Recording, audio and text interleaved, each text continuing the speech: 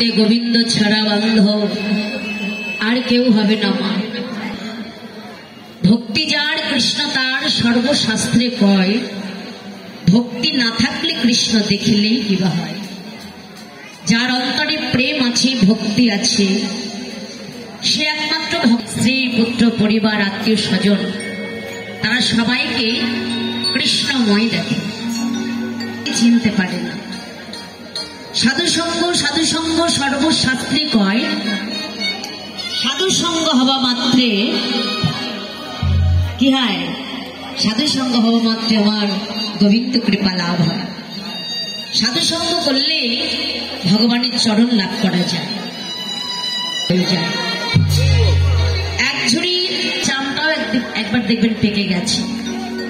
আর অনেকগুলো ভালো আমের মধ্যে যদি একটা পচা আম রাখা হয়, তাহলে ওই পচা আমের পরশে ভালো আমগুলো পচে যায়। সঙ্গ করতে হবে ভালো। দ্রোণাচার্য তিনি ছিলেন একজন মহাভক্ত, দ্রোণাচার্য ছিলেন একজন মহাবৈষ্ণব।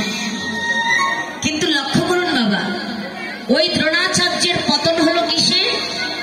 না দুর্যোধনের সঙ্গ করে। সে কিন্তু তার অকালে মৃত্যুবরণ করতে হতো না। দ্রোণাচার্য তিনি এমন একটা শক্তিশালী যোদ্ধা ছিলেন, ছিলেন সবাইকে তিনি শিক্ষা দান করেছিলেন। যুধিষ্ঠির তাদের যত ভাই ছিলেন সবাইকে তিনি ভগবান ভেবেছেন আমার ভক্ত যদি সবার উপরে থাকে, ভক্তকে সবার উপরে রাখার জন্য দ্রোণাচার্যকে তিনি ছলনা করে